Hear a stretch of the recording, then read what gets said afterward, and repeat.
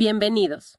Hoy vamos a hacer un análisis a fondo de un tema que, bueno, ha pasado de estar en las sombras a los pasillos del poder.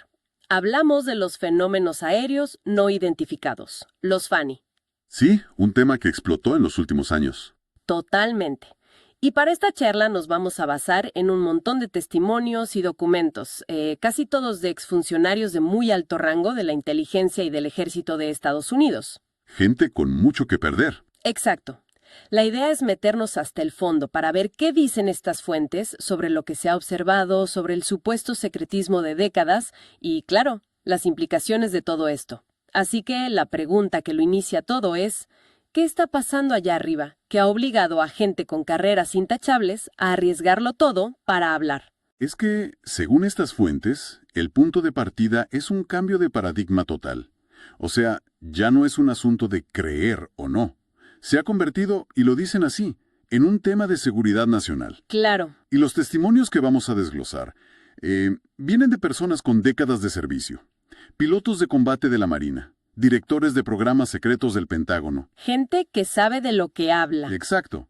Y el punto de inflexión moderno, lo que es como que validó todo esto oficialmente, fue un programa del Pentágono llamado ATIP. El Programa Avanzado de Identificación de Amenazas Aeroespaciales. Ese mismo. De acuerdo. Entonces, empecemos por ahí, por lo más tangible. ¿Qué es lo que están viendo? Los encuentros. Hablemos de los encuentros. El más famoso, el que sale una y otra vez, es el incidente del USS Nimitz en 2000. El de 2004.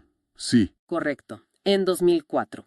Pilotos de la Marina, de los mejores del mundo, son enviados a interceptar un objeto y se topan con, bueno, algo que describieron como un tic-tac gigante. Blanco, liso, sin ala, sin motores. Nada. Nada visible.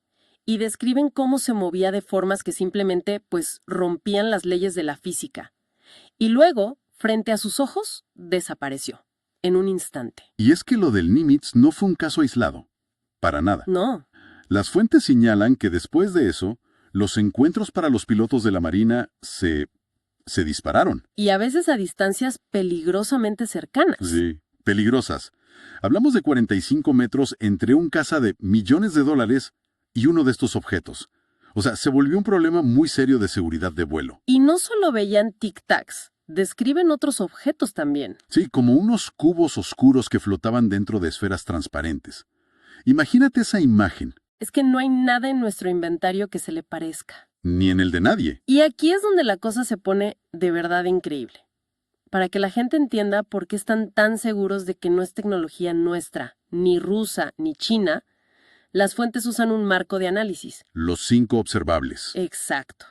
Son básicamente 5 características de vuelo que a día de hoy son imposibles para nosotros. Es una forma muy sistemática de analizarlo, ¿sí? El primero es la velocidad hipersónica. Velocidades absurdas. Absurdas. Estamos hablando de que se han documentado objetos volando a 64,000 kilómetros por hora, dentro de nuestra atmósfera, sin desintegrarse. ¡Wow! El segundo, la aceleración instantánea.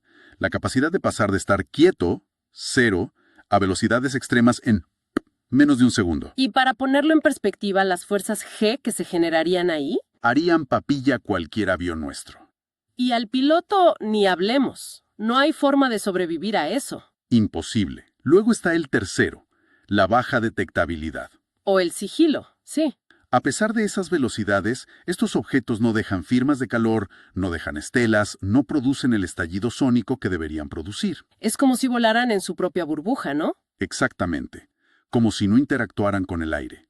Y el cuarto observable es para mí el más increíble, el desplazamiento transmedio. ¿Qué es esta idea de que pueden moverse entre, digamos, el aire y el agua como si nada? Como si nada. Las fuentes describen objetos que caen desde el espacio, atraviesan la atmósfera a velocidades hipersónicas y se sumergen en el océano. Sin perder velocidad. Ni salpicar, como si el agua fuera aire para ellos. Esto desafía todo lo que sabemos sobre hidrodinámica. No tiene ningún sentido. Y el último, el quinto, es la antigravedad. Propulsión sin medios visibles, sin alas, sin motores. Hay un caso que citan de un objeto que se quedó flotando, quieto, a 24,000 metros de altura. Casi en el espacio. Y aguantando vientos de más de 200 kilómetros por hora. por horas. Simplemente se quedó ahí. Entonces, si juntamos todo esto, Es que si juntamos la velocidad absurda, la aceleración que nos destruiría, el sigilo total y la capacidad de ser un submarino y una nave espacial al mismo tiempo. ya no estamos hablando de un mejor avión. No, para nada. Estamos describiendo algo que opera con un manual de física completamente distinto al nuestro. Eso es lo alucinante. Y esto nos lleva a la pregunta del millón, la más grande de todas. Si las fuentes describen esto con tanto detalle, ¿dónde estuvo esta información todos estos años? Y ahí es donde las fuentes sueltan, bueno, la bomba. El programa Legacy. Introducen ese concepto, el programa heredado o legacy. Esto viene del testimonio bajo juramento de David Grosh, un exfuncionario de inteligencia de alto nivel. Él afirma que Estados Unidos tiene un programa clandestino que ha estado recuperando naves de origen no humano. Y restos biológicos no humanos lo dice textualmente. Sí, textualmente. Y dice que esto ocurre desde por lo menos 1947. Una referencia muy clara a Roswell. Directa. Y según estas fuentes, este programa opera en la sombra más profunda, fuera de la supervisión del Congreso, y a veces, bueno, a veces ni el presidente tiene acceso completo. Es increíble. Cuando gente como Luel Elizondo, el que dirigía a ATIP, intentó investigar, se encontró con un muro de hostilidad. Le dijeron de todo, ¿no? De todo. Pero lo más revelador es que algunos superiores le llegaron a decir que lo que investigaba era obra del diablo, o demonios. Un momento, detengámonos ahí. ¿No le dijeron, estás equivocado o es clasificado? No, ¿Le dijeron, obra del diablo? Es una reacción casi medieval. ¿Qué nos dice eso sobre la mentalidad que ha protegido este secreto, según estas fuentes? nos dice que el tabú es profundísimo, casi religioso, que para ellos no es solo un tema de seguridad nacional, es algo que choca con los cimientos de su visión del mundo. Una reacción visceral. Totalmente, y explica por qué el secreto ha sido tan feroz. Pero, ¿cómo mantienes un secreto de esta magnitud durante 80 años? Se necesita una estructura casi perfecta. Y la estructura, según las fuentes, es brillante en su diseño para el secretismo. La clave fue externalizar el problema. ¿Cómo así? Ah, claro. Es una jugada burocrática genial. Lo sacas del ámbito gubernamental y una empresa privada no tiene que responder a las leyes de libertad de información. Creas un agujero negro informativo por diseño. Exacto. ¡Wow! Y a eso le sumas el rol del Departamento de Energía, por su experiencia con tecnología atómica, materiales que emiten radiación, pero sobre todo por sus niveles de clasificación de seguridad. Que son altísimos. Más altos que los del Pentágono. Y dentro de estas entidades, la información está ultra compartimentada. Un científico analiza una aleación y no tiene idea de que su colega en el otro laboratorio estudia un sistema de propulsión. Nadie tiene la imagen completa. Salvo un grupo minúsculo en la cima. Y el tercer actor que mencionan es la CIA. Por supuesto. La CIA se creó con la Ley de Seguridad Nacional de 1947. El mismo año de Roswell. El mismo año. Y fue creada con autoridad para operaciones encubiertas que, por definición, operan fuera de los canales normales. Las piezas, según las fuentes, encajan de una forma que no parece coincidencia. Claro, y para que un secreto así se mantenga, no basta con esconderlo. También hay que atacar a cualquiera que se acerque. Exacto. Hablan de una campaña de desinformación muy deliberada y terriblemente efectiva. El factor ridículo. Se centraron en eso, en el factor ridículo. La idea era simple, asociar el tema con platillos volantes y sombreros de papel de aluminio. Para que nadie serio se atreviera a tocarlo. Era veneno para la reputación. Durante décadas, hablar de esto públicamente era la forma más rápida de arruinar una carrera. No importaba si eras un piloto condecorado. De acuerdo, entonces, si logramos pasar por encima de ese factor ridículo y nos tomamos en serio la tecnología que describen, ¿cómo podría funcionar?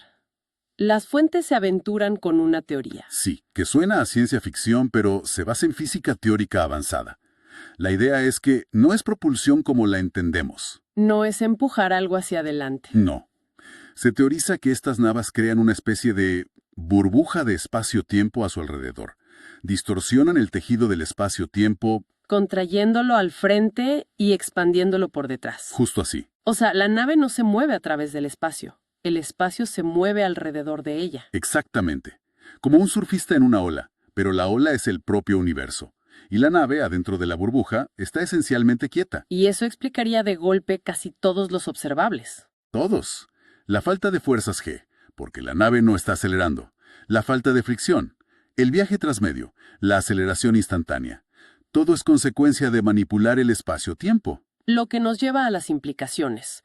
Porque si esta tecnología es real, lo cambia absolutamente todo. Todo. La fuente de energía necesaria para hacer algo así. Las fuentes mencionan la energía de punto cero o el entrelazamiento cuántico. Podría resolver la crisis energética mundial para siempre. Se acabaría la dependencia de los combustibles fósiles, la contaminación, las guerras por el petróleo. Sería el mayor salto en la historia de la humanidad. Pero siempre está la otra cara de la moneda, ¿verdad? Siempre. La misma tecnología podría ser el arma de destrucción masiva definitiva.